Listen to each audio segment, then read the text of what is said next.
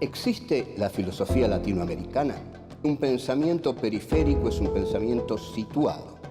Europa se arroja sobre América Latina la herencia de los pueblos originarios, los proyectos de nación, el porqué de este pensamiento, el rechazo al colonialismo, la unión latinoamericana, la lucha de clases en Argentina, países subalternos, marginados, que no han participado de la centralidad de la historia. América Latina, filosofía y colonialismo.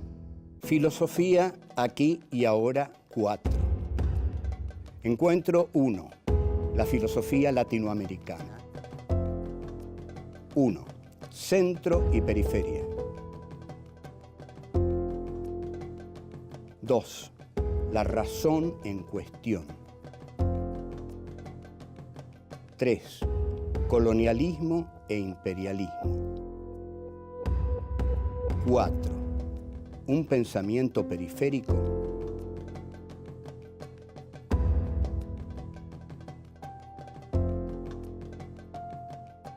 Hola, esta es la cuarta entrega, el cuarto ciclo de Filosofía aquí y ahora. El cuarto sorprendente ciclo porque cuando empezamos esto, que lo empezamos lógicamente en su primer ciclo, no pensábamos que íbamos a llegar ni siquiera a la terminación del primero, porque es muy raro hacer filosofía en televisión. Esa fue la apuesta difícil que hicimos. Y estamos ya en nuestro cuarto ciclo, o sea que estamos sorprendidos pero contentos. Este cuarto ciclo se diferencia de los anteriores porque aquí nos vamos a ocupar de un tema específico que nos concierne profundamente. Nos vamos a ocupar de América Latina, o sea, del continente en el cual todos nosotros vivimos, malvivimos, sufrimos o gozamos. O sea, el título de esta cuarta entrega es América Latina, filosofía y colonialismo.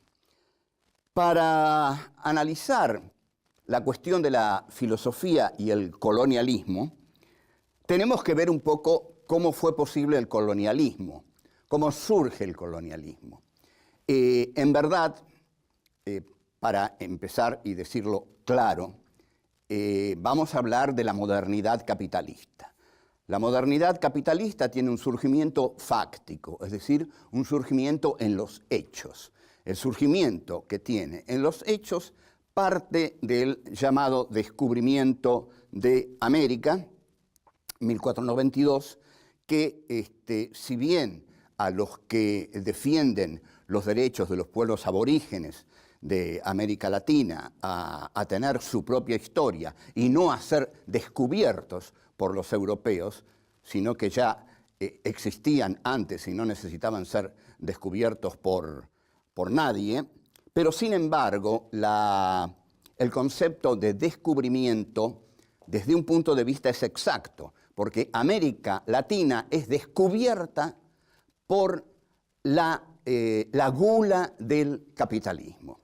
El capitalismo es un sistema que desde su surgimiento ha intentado siempre globalizarse. Digamos, el concepto de globalización es de los últimos tiempos, digamos, 2 décadas tiene más o menos, pero ya si nosotros pensamos a dónde iba Colón, bueno, Colón iba a globalizar el mundo, a establecer un sistema mundo. Entonces el capitalismo finalmente establece un sistema mundo en tanto sistema de circulación de mercancías y sistema de búsqueda de materias primas para fabricar esas mercancías.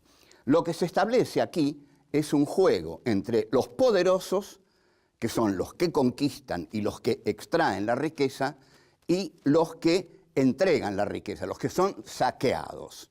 Entonces, nosotros hemos llamado desde hace mucho tiempo a los poderosos el centro, los que habitan la centralidad, y a los continentes que han sido saqueados por la voracidad del capitalismo europeo, la periferia, la marginalidad o la subalternidad. En realidad hay un pensador cubano, Fernández Retamar, muy conocido, que habla de los países del centro del mundo como países subdesarrollantes. O sea que habría países subdesarrollados y países subdesarrollantes, porque los países subdesarrollantes son eso, son subdesarrollantes, es que existen los subdesarrollados.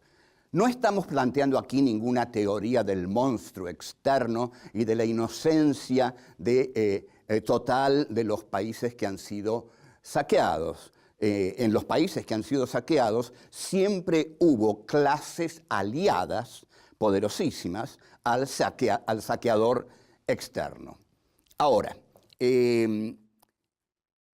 la búsqueda que tiene que emprender entonces América Latina es la búsqueda de una sustantividad, ¿no? La búsqueda de una identidad, porque a partir de la llegada del colonizador europeo, que es una llegada típica del colonialismo, porque llegan con la espada para matar a quienes se opongan y llegan con la cruz del catolicismo para evangelizar y conquistar las almas de aquellos que también quieran entregárseles en la modalidad de entregar su alma, ser fieles católicos y no morir. Entonces la cruz y la espada están en el comienzo. Volvemos.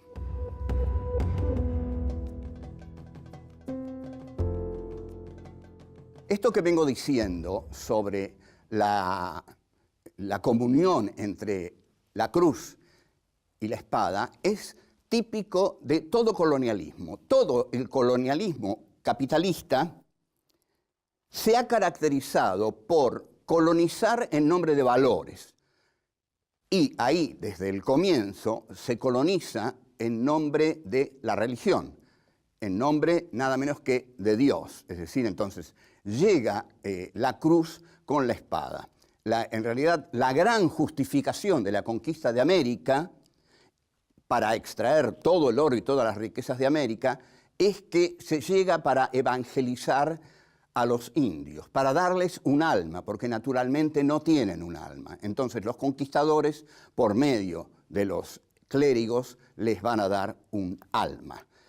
Luego, cuando la religión pierda su poder, va a ser reemplazada por la razón. Entonces, lo que el colonialismo, a partir de Descartes, que publica el discurso del método en 1637, el colonialismo lo que hace es que pone a la racionalidad en el centro de la historia, a la razón, pero pone a la razón en el hombre. El hombre es el que tiene el poder de la racionalidad. El hombre es el que piensa y el hombre es el que encarna la razón. Ahora, como la filosofía europea ha sido el arma y la expresión reflexiva de los intereses históricos y económicos europeos, esta razón va a ser la razón europea.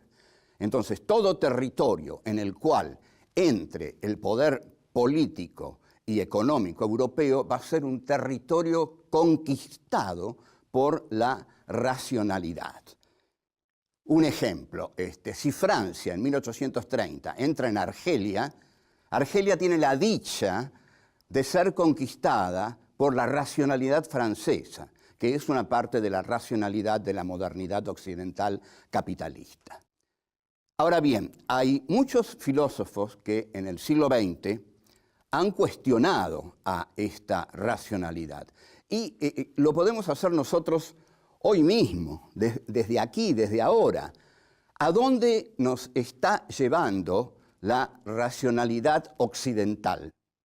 Es decir, este mundo es el mundo que construyó la racionalidad occidental. En este momento se enfrenta con otra civilización, que no fue construida por la racionalidad occidental, sino que se enfrenta con la civilización del Islam, digamos. Pero lo que enfrenta a la civilización del Islam es la civilización occidental.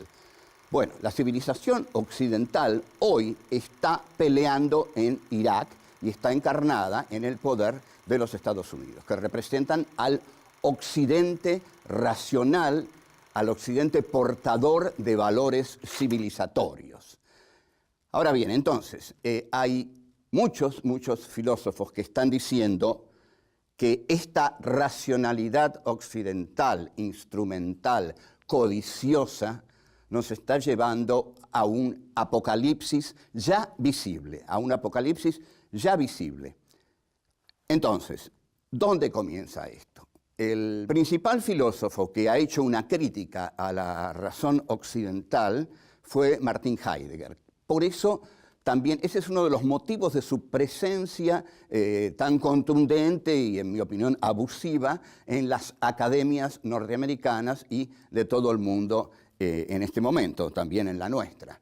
Pero el segundo Heidegger, es decir, el Heidegger que sigue al Heidegger de Ser y Tiempo. Hay un Heidegger que escribe Ser y Tiempo en 1927 y luego Heidegger hace una voltereta y comienza con otro trabajo que consiste en la crítica a la modernidad capitalista, pero no al estilo de Marx, digamos, la modernidad capitalista es injusta porque es expoliadora, porque es explotadora, por la lucha de clases, todo eso a Heidegger no le importa. Lo que Heidegger dice es que la modernidad capitalista está devastando la tierra, está arrasando la tierra a través de la técnica. Todo el segundo Heidegger es una crítica a la técnica en tanto devastadora del mundo en que vivimos.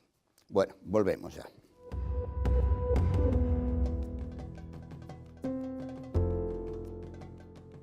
En un reportaje que Heidegger dio a Der Spiegel y que pidió que se publicara después de su muerte, termina diciendo: esto en lo que el hombre hoy vive ya no es la tierra. La expresión es muy válida y los ecologistas se han agarrado legítimamente de esa expresión, porque que esto en que hoy vivimos ya no sea la tierra, quiere decir que la tierra está siendo devastada, y si la tierra está siendo devastada, el planeta está siendo devastado, y entonces tenemos que Estados Unidos se retira del protocolo de Kioto y tenemos que se van a deshelar los polos, y el calentamiento global y la tala del Amazonas, y el capitalismo es tan voraz que no se detiene ante nada. Entonces por eso está esa leyenda que antes de salvar a la tierra van a salvar a los bancos, porque para salvar a los bancos ahí van corriendo, pero la tierra la están destruyendo. Entonces va a llegar el momento del gran tsunami, ¿no? Cuando venga, y ahí se van a dar cuenta de todas las calamidades que hicieron, si es que ya no están viviendo en otro planeta, ¿no? Porque uno no se explica cómo están destruyendo tanto si no tienen otro a donde rajarse, digamos, cuando se destruya. Ahora, el colonialismo no se detiene, porque ¿qué es lo que ocurre? Un país que necesita tantos elementos energéticos no los puede encontrar en su propio territorio, entonces tiene que ir a buscarlos afuera. Esto siempre fue así. Cuando Inglaterra necesitaba materias primas baratas, se las dio a América Latina y en gran medida a la Argentina, cuando fue llamada el granero del mundo, porque le daba a Inglaterra las vacas, las mieses y el ganado, digamos. Pero en este momento, lo que está haciendo Estados Unidos para asegurarse aquellos productos energéticos por los cuales sus industrias pueden funcionar, el país puede funcionar, fundamentalmente el elemento del petróleo, ha consistido no ya en lo que hacía el imperialismo. Lo que hacía el imperialismo era conquistar con la economía. Hay una concepción que a partir del siglo XIX, los ingleses dicen, no hay que entrar más en los países, lo que tenemos que hacer es dominarlos con la economía. Y efectivamente, dominan a los países a través de la economía, ¿no? Con los préstamos, la deuda externa, el endeudamiento de los países laterales, subalternos, periféricos. Y Estados Unidos está variando esta modalidad, está uniendo el imperialismo con el colonialismo, porque si algo caracterizaba al imperialismo era no quedarse en los países que sometía, porque los sometía con la economía, como dije. Pero esta guerra contra el terror que lleva a Estados Unidos lo ha llevado a instalarse en los territorios que quiere no solo combatir, sino de los cuales quiere extraer toda la riqueza esencial para mantener sus industrias funcionando, y también la guerra se hace para que la industria armamentística, que es una industria fundamental en los Estados Unidos, pueda continuar funcionando, porque esa es la máquina que tiene que funcionar. Entonces, van, invaden Irak, lo matan a Saddam, se instalan en Irak y ahí se quedan. Ahora, quedarse en el país que se ha conquistado es gravísimo, porque siempre surge una resistencia nacional que va desgastando al ejército colonizador. Pero habíamos dicho que la razón occidental no se detiene ante nada, que el occidente racional, ¿no? Que el occidente capitalista, la modernidad capitalista, no se va a detener y sigue instrumentando los mismos valores que se instrumentaron durante la conquista de América, porque Estados Unidos lo que está diciendo es que cuando llegan sus soldados a Irak, llega a Irak la libertad, la democracia, el republicanismo. Es decir, que ellos le están haciendo un enorme favor a los iraquíes, porque les están llevando la posibilidad de un orden democrático que van a instalar en ese país sometido por dictaduras desde tiempos difíciles de recordar. O sea que el imperialismo norteamericano, el colonialismo norteamericano que va a Irak y se queda ahí, sigue instrumentando valores, es decir, somos la democracia, somos la libertad, venimos a librarlos de los dictadores, por eso hemos desplazado a Saddam, y ustedes tienen la suerte de que nosotros estemos aquí, porque nosotros somos el progreso, somos la modernidad, y ustedes son el atraso. Ustedes se han quedado en el siglo XIII y necesitan que nosotros vengamos para modernizarlos. Entre tanto, mientras están tan entretenidos con los territorios islámicos, porque también están pensando hacer algo con Irán inmediatamente, América Latina está como disfrutando de un recreo, ¿no? Es decir, el imperio está muy concentrado en determinado lugar del mundo y está debilitado porque ahí no le va bien. Entonces, en América Latina han comenzado algunos procesos que serán interesantes de analizar. Y los vamos a ir analizando porque esto es para analizar América Latina, la filosofía y el colonialismo. Vengo enseguida.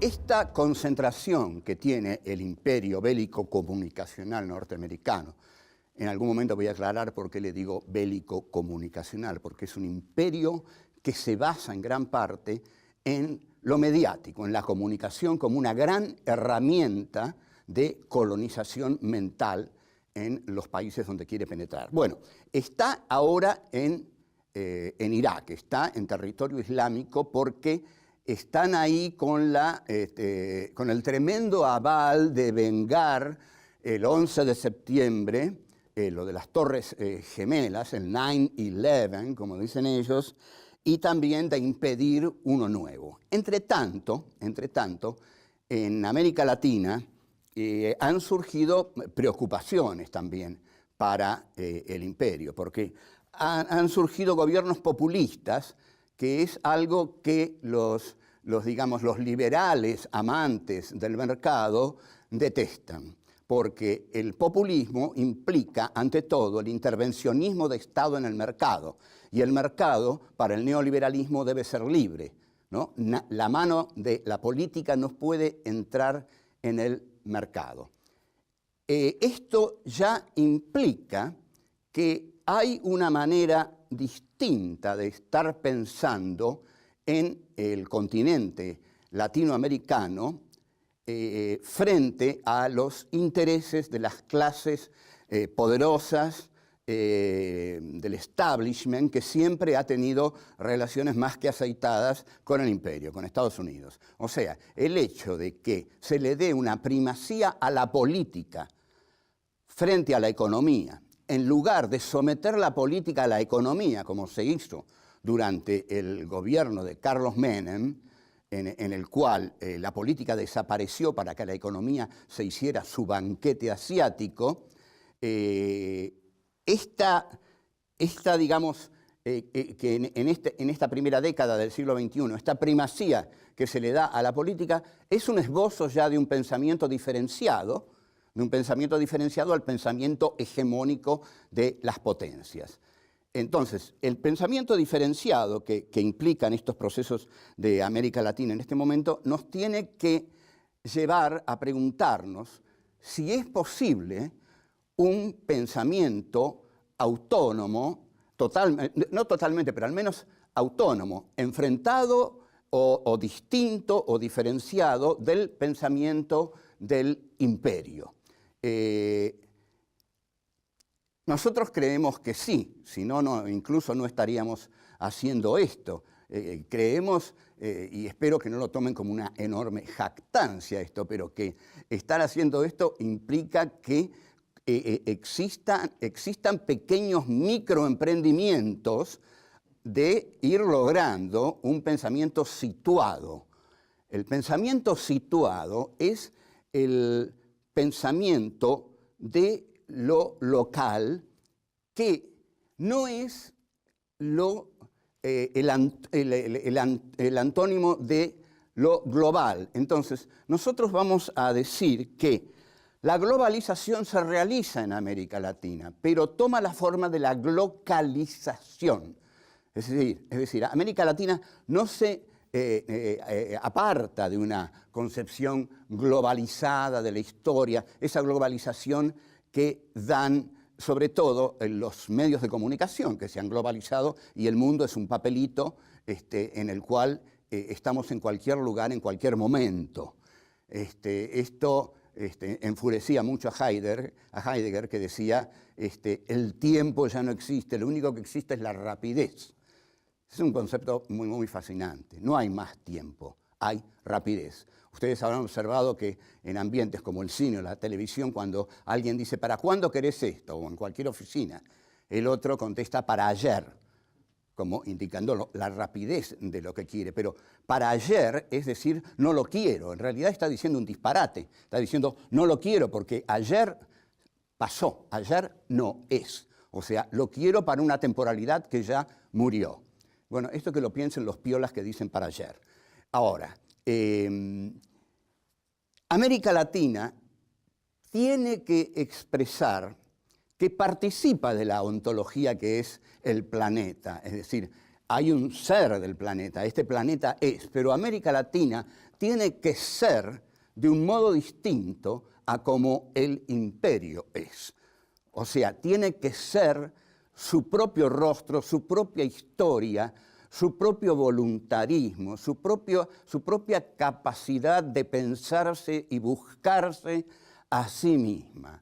La tarea de buscarse a uno mismo no es fácil en uno mismo. Pocas personas se buscan a sí mismas. Generalmente las personas viven buscando enajenarse para no reflexionar sobre sí mismas, sobre la vida que llevan, etcétera, etcétera. Sobre todo sobre la vida que llevan. Entonces pensemos lo difícil que es para un continente pensarse a sí mismo. Pero lo que nosotros debemos decir es que si América Latina no desarrolla un exhaustivo pensamiento acerca de su historia y de su proyecto actual, diferenciándolo del proyecto imperial, del proyecto de las naciones hegemónicas, va a quedar sometida al proyecto imperial. O sea, la tarea actual es pensarnos a nosotros mismos en búsqueda de nuestra propia libertad. Bueno, hemos terminado por hoy y nos vamos a ver, sin duda nos vamos a ver. Así que, chao, hasta luego.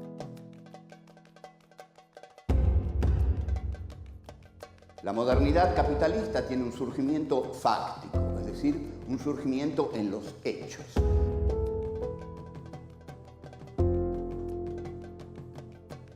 Todo el colonialismo capitalista se ha caracterizado por colonizar en nombre de valores.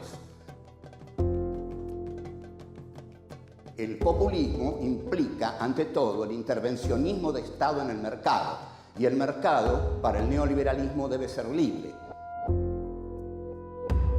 La globalización se realiza en América Latina, pero toma la forma de la glocalización.